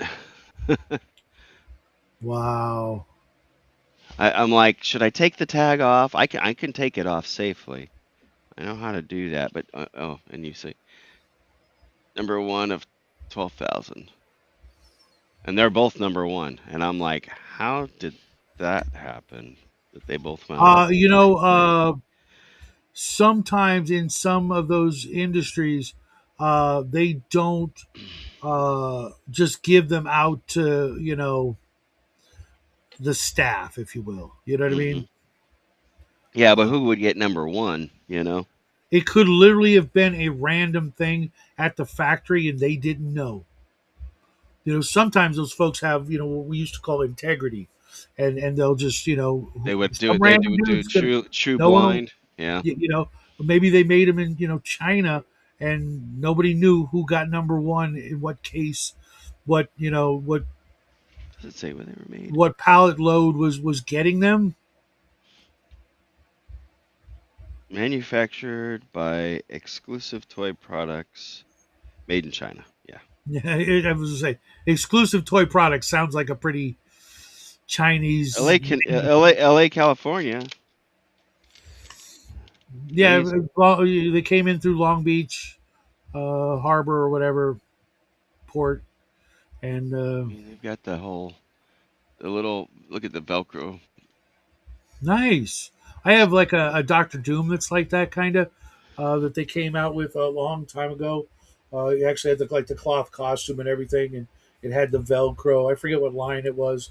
The only one I got, and it's still in a box up in the attic. Um, you know, Well, those are from '97. They've got a copyright date on them of '97. So, 94, 95, 96, 97. Yeah, so that would be they're definitely season 4. Well, I mean Sheridan's uniform obviously is the Right. Army of Light anyways. Yeah. But we just Uh, did a we just did a wrap up stream too where we were doing the Shadow War cuz we got through the first 6 episodes of the Shadow War. So now we're on to the and we actually went longer than we expected on that show. For that episode, we kind of figured that would be a short show because we weren't actually going breaking down an episode. We were just talking about uh, our feelings and stuff from the first 6 episodes of the Shadow War. the Shadow War's over. Yeah, yeah. Yeah, the last episode was kind of anticlimactic for me. Was it? So that was we seem to be split. I thought I gave it like a 9.8, and some of the guys gave it like a 7, 7.5. So That's generous still, in my opinion. yeah, Because just the Sheridan telling him to go away, you know, I would get out of our galaxy or whatever. Yeah. it'd be like, shut up, human, we're taking over. You know what I mean? It Oh, was just like to me, it was just like no. I mean, it yeah, it I get it, I get it. You know, because there was power behind the words, but at the yeah, same time, they solved the war with just talking.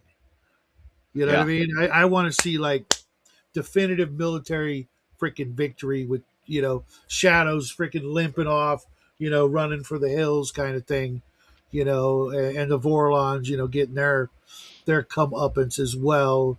yeah.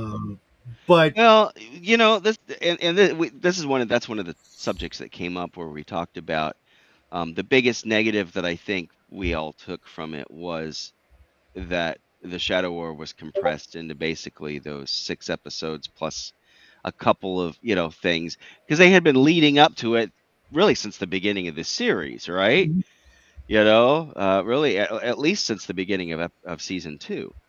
you're And very, so very, and very and then close to and then that. also yeah, everything just got compressed and the prevailing thought is it's because um they didn't know whether they were going to get canceled at Mhm. that point. They're And literally, in my opinion, there literally should be a law against canceling TV shows before their time. well, So many of the greatest things I've ever seen in my life, Fox murdered. yeah, yeah. Do you remember the show Voyagers? See, yeah. Uh, Now, not maybe today's Hollywood, but maybe in a couple years, if they get their act straight, I would like to see Voyagers rebooted, because it got cut off prematurely. I think it was because of an untimely death by the star of the show, or one of the co-stars, I guess. It was an ABC show, I want to say. Maybe it was NBC. At any rate, basically the premise is there's a guy who's a time he goes through time, right? He's got like this little kind of watch thing called, I forget Was what it with the Omni. It was was it what it with was called. was it with the guy from Will and Grace? I don't think that's who it was. I don't. Let me see. Or His one of name is those shows Phineas. that there was The a guy. character's name was Phineas Bogg. Okay, that doesn't sound Um, familiar, but there was a show like that. There was a time travel show. It started getting really good, and then gone. uh, Uh, so it ran from 1982 to 83. okay, no, this is way It before. had good ratings too. I mean, it was an 8 out of There were 10. so many UFO, great show, axed. Invaders, great show, axed. Um, so many of the best shows ever. Firefly, the greatest travesty of all of science fiction, canceled after 14 episodes because some executives were butthurt that something resembled the Confederacy was in a story, about the future in space and these space truckers, trying to make a living, blah blah blah. It was just like, you petty little bitch. You know what I S- mean? Yeah. So the character the actor's name was John Eric Hexum. He was 26 when he died. Okay, and literally he was only active from 1982 to 84. That was probably he was on the set of something called Cover Up. It was a TV show called Cover Up, and there was a Russian roulette.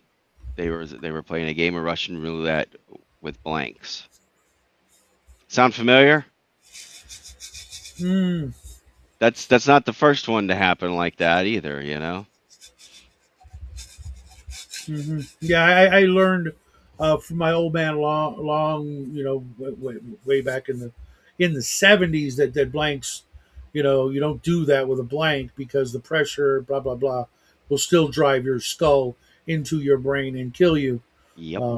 Because we used to take on Fourth of July, don't tell nobody, but we would take a revolver with blanks, and we would take a sparkler, and when the sparkler was about halfway down, we'd put it in the barrel of the gun and fire the sparkler into the air with the power of the blank. Um, and thank God nothing caught on fire. Um, but it would still be like firing a bottle rocket. It was like improvised shit, and it was it taught me that there's still some power behind that blank, to get that noise, to get that you know effect. Yeah. It was the explosive effect of the muzzle blast caused Hmm. blunt force trauma. Fractured a quarter-sized piece of his skull, and that basically killed that show. I mean, that it didn't kill. I mean, it may have killed that TV show as well, but it killed the show he was the main star of. He wasn't even a star of this show. He was just you know, really It he was only all had like that- three big credits. You know, he was also in a feature film called The Bear where he played uh which is based on Bear Bryant, from University of Alabama fame. Mhm. He played a Someone quarterback. said he was also on the Bad News Bears TV show. Mm, That's what Chris is saying. filmography, let me check. He was in The Bear. He was in, let's see, and this is Wikipedia, so take it as it is. He was in uncredited in some movie called Death Trap. Never seen it. Voyagers. He was in 20 episodes of it. Uh, Making of a Male Model was a TV some show. Played Tyler Burnett, and then Hotel. He played one episode of the TV show Hotel. Do you remember that show? I Not kind really. of remember it. He played the character, which is real. I think it's a real character, Pat Trammell, who was a quarterback for the University of Alabama in the movie The Bear. He actually was a terminally ill.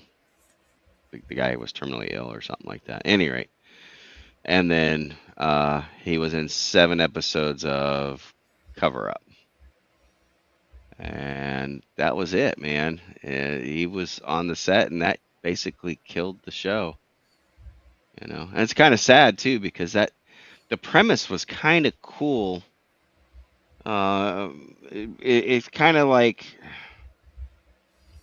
take the concept of Doctor Who, where he's going around doing good works, but but just limit it to Earth history, right?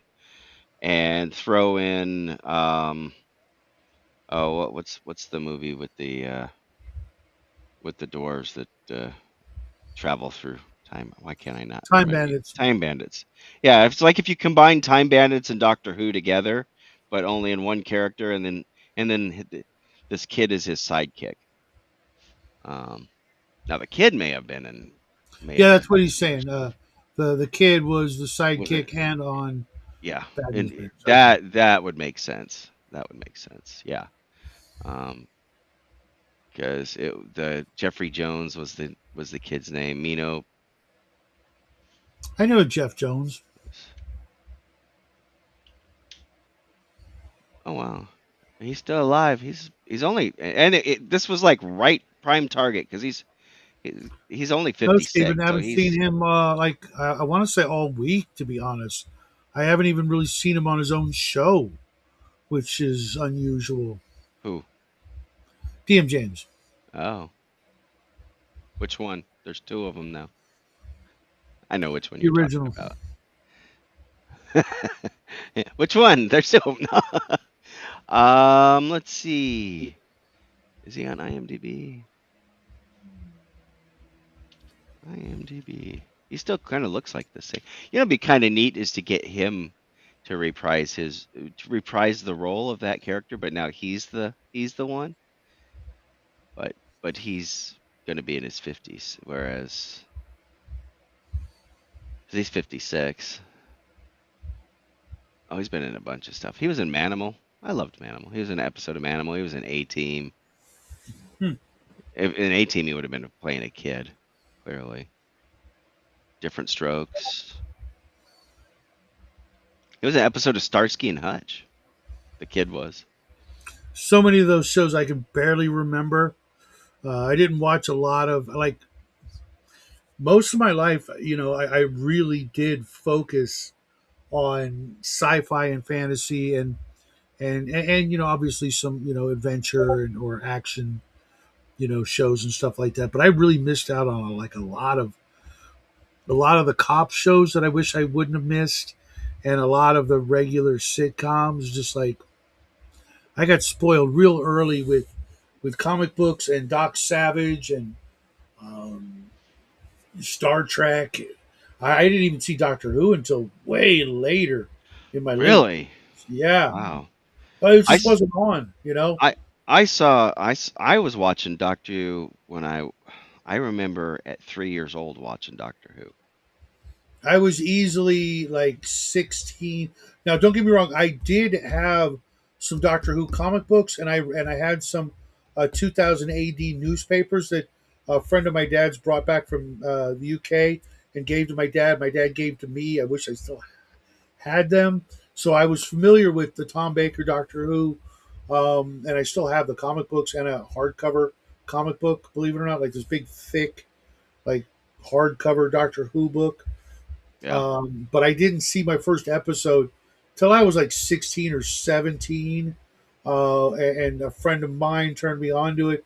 Said, "Yeah, it's on UHF, so or PBS or whatever it was, and I'm like, okay, this is kind of cool, but then like all good things, a bunch of assholes had to ruin it.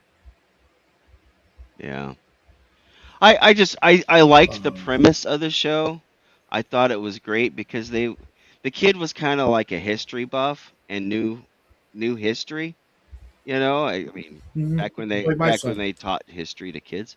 And Hey, you know what? You've not met my son, but he knows more about history than most of the adults I right, know. He's only 18. He's planning on teaching history as a career. He knows shit. I'm like, I know they didn't teach you that in school. He's like, no, I learned it on YouTube. yeah, I just make sure he's got something else with it too. Um, I know. I know. my brother has a degree in history and he retired at Disney Useless. for 30 years of, whatever. So, Yeah, because you can't do anything yeah. with it. So, um, I mean, obviously, my history teacher in middle school, Mr. Holmes, uh, was also the sponsor of the D&D club, at my middle school, and little I ran into him like after I got out of high school. I ran into him one day. Um, I was at the game store. Well, it's a comic and game store, and I saw him there, and I'm like, oh, what are you doing? He's like, I work here. I said, well, aren't you a teacher? He's like, yeah, this is my other job. It's like you can't afford to live on a teacher salary. So, Hmm. but that was what he did for the summer and other stuff. I did see from Man from Atlantis occasionally. I Yeah, I remember never heard Matthew of. Starr. Man from Atlantis sounds I familiar. don't. I do remember Matthew Buffy? Starr though. Yeah, I never heard of it till now. But the thing is yeah, Patrick Dovey. Wow, 1977. I would have been 4 years old then. Of course, I remember seeing Star Wars, so that's the year Star Wars came out. Mhm. Wow, I remember the moon landing. So you're old. 59 this year, man. 59. 59, dude. No, wait, no, that's the next one. Mhm. My 60. No, he means the other one. yeah. Yeah, yeah.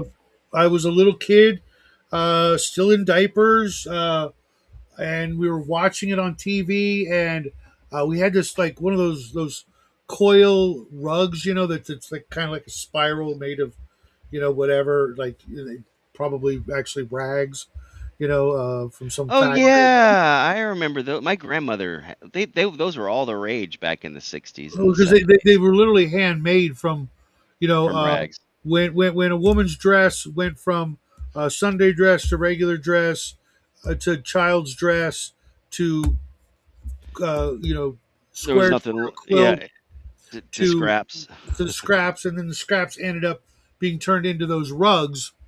Um, I was on that rug, and I was a little kid, and they're talking about the moon, and the man's going to land on the moon, And I remember that I was like spinning around, like forcing myself to make myself dizzy because the spiral carpet that I was standing on helped facilitate the disorienting effect, you know. And I remember like getting dizzy and falling down and landing on the rug, looking up, and there's Armstrong, walking on the freaking moon.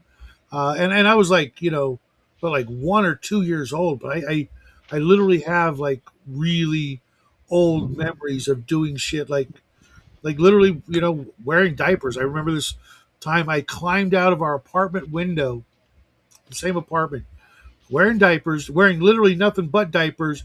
I climbed out the window and got onto my big wheel and rode around the apartment complex until some lady like dragged me back home because it was like 7 o'clock in the morning and like you shouldn't be out without your mommy. Blah, blah, blah, blah, blah, blah, blah, blah.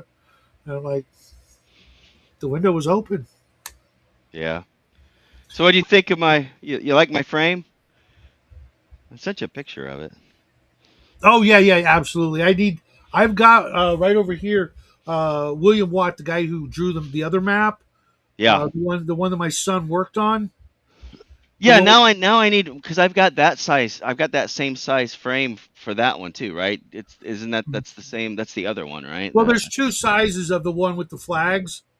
There's a Yeah, I've big got one big that's ones. crazy, and then there's a smaller one. Well, we've got an even like a little bit smaller, but William Watt is the guy who drew the map, and right before he passed away, Jackie finished drawing the flags that became the border on that map, and William Watt autographed and signed a map specifically for Jackie, like days before he passed away.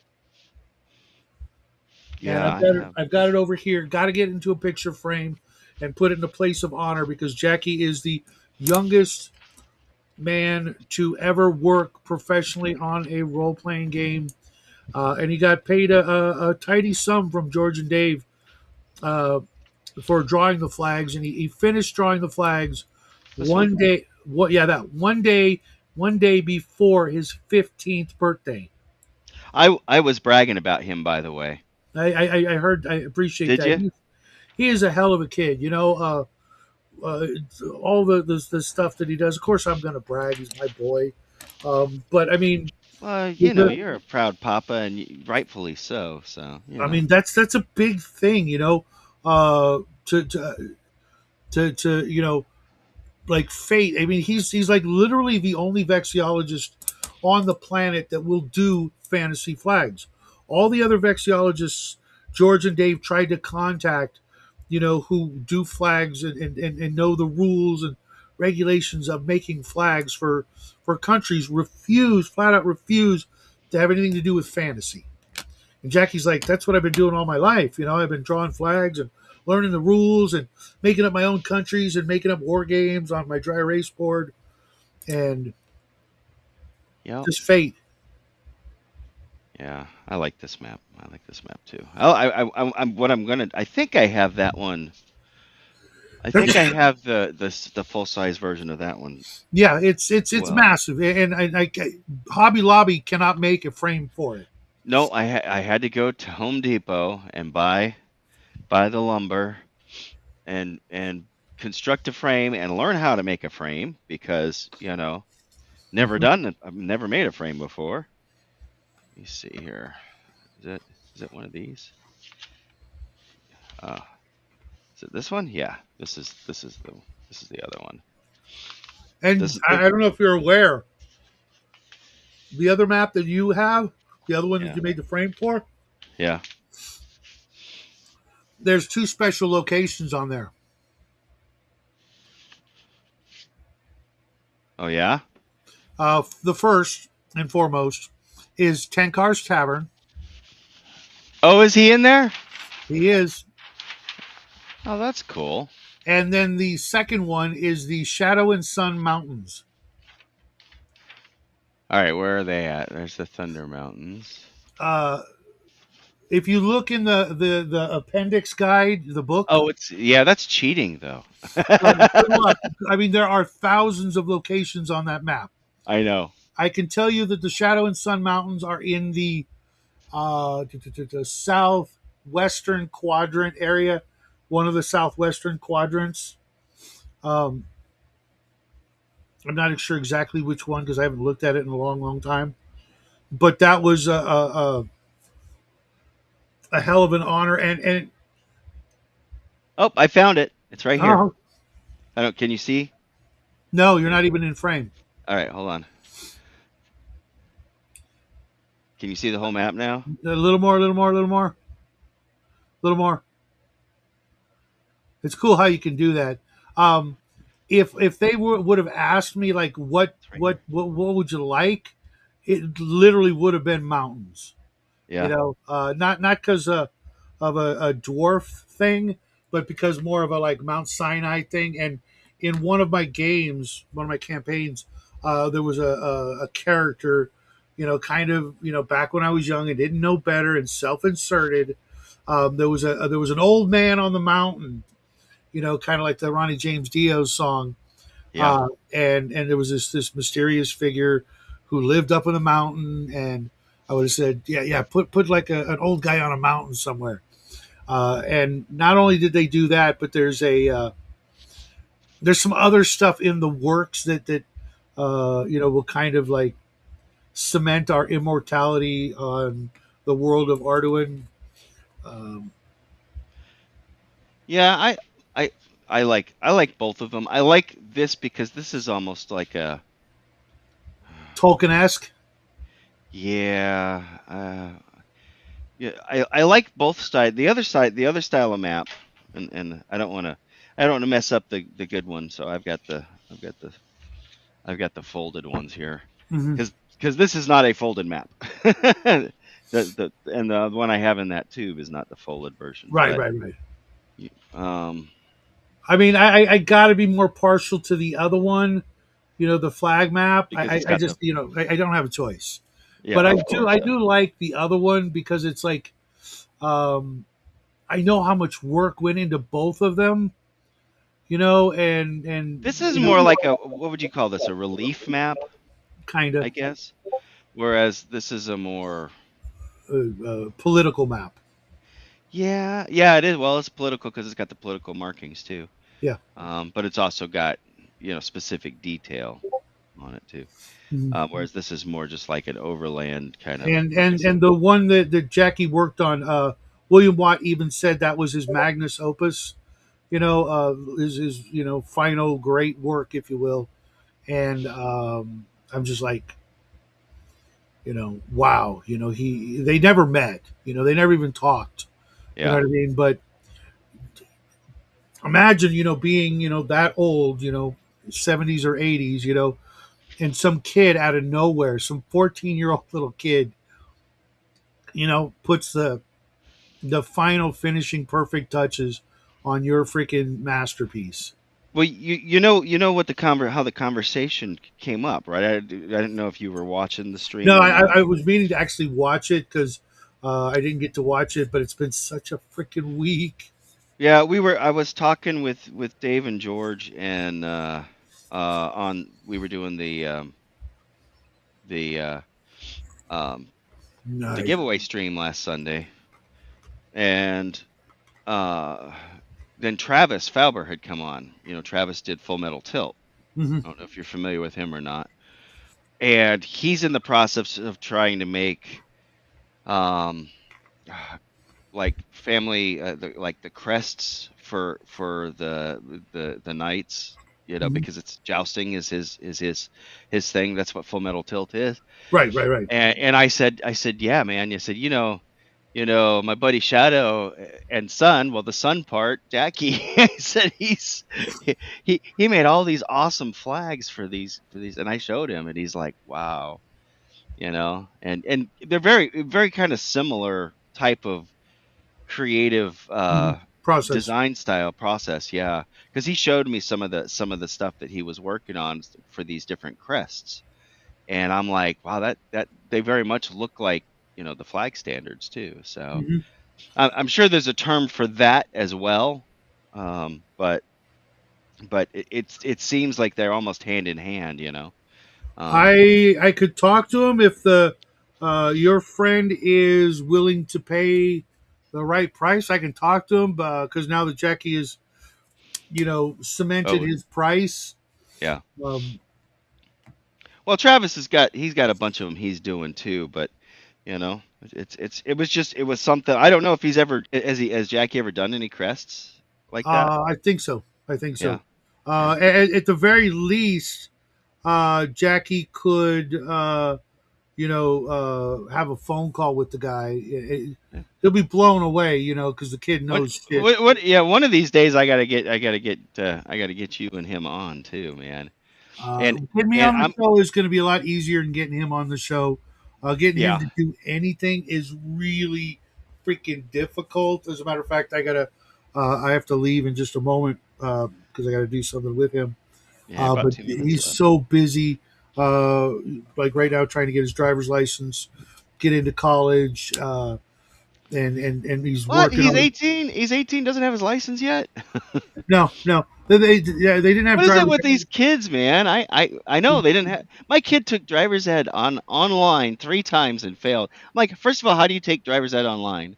Second of all, how do you fail driver's ed? I don't know, but they. Uh, I don't know. I don't know. I He's it, it, you uh, know it, my this was all online stuff, and I'm like, man, when you and I went to school, we probably took driver's ed. They had cars. mhm, First of all, we had a little area for the driver's ed to drive around for us to mhm. learn. And then eventually, when we got our learner's permits, then we got to go out on the road, Yep. you know. Then the cars had the modified thing where they had a second steering wheel and gas and brake pedal on the Mhm. passenger side for the driver's ed teacher, who also was taught health and a couple other classes. you know. Probably. Yeah, I don't remember. I went through several high schools, so Yeah. I went uh, through several schools, but high schools I only went to one high school. So yeah, we moved and things happened. And yep, nope, been there, done that. Yep. Well, I don't want to keep you. I know you're probably trying to get out of here on the top of the hour, right? yeah, yeah, I do got to get doing some things. Tell tell Jackie I said hi, and we I will will. get you on at some point. I do have Dave and George. Speaking of them, they are going to be uh, on the Bad News Bards coming up, so you might want to tune in Sundays for are that. Or Sundays are real hard, man. Sunday's yeah, my main game, and I have never missed a game yeah, in August over 3 years. 9th. August 9th is when we're doing that one.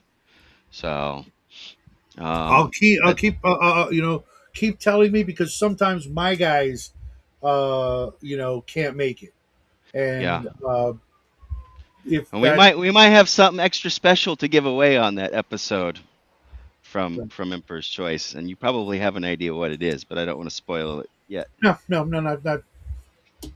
Uh, who knows with those guys? It could be any number of things. I know.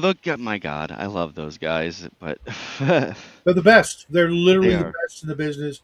And when you see some of the other stuff that's coming down the Yeah. pike, as they say, you're going to be like, oh man, this is it. Because Well, and they're not just doing like what everybody else is doing. They're like next level, just yeah. next level.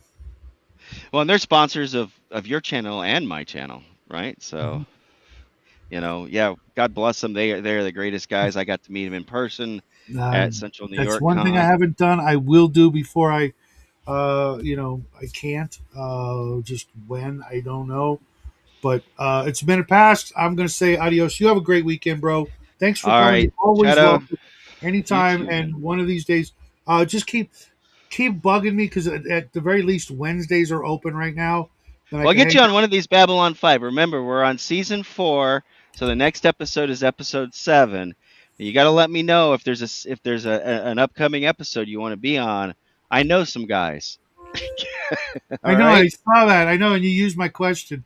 I I couldn't be did. there for that, but uh, I'm glad he heard those words because he Well, stole the it show. was an He just honor. It stole was that it was show. an honor to be able to relay them on your behalf, man. I He- you know, whatever I can do for you. Look, you go he- ahead and you go do what you got to do. Take care, man. Adios. We'll see you, man. Take it easy. Everybody else out there in TV land, have yourself a wonderful weekend. Love you guys. God bless.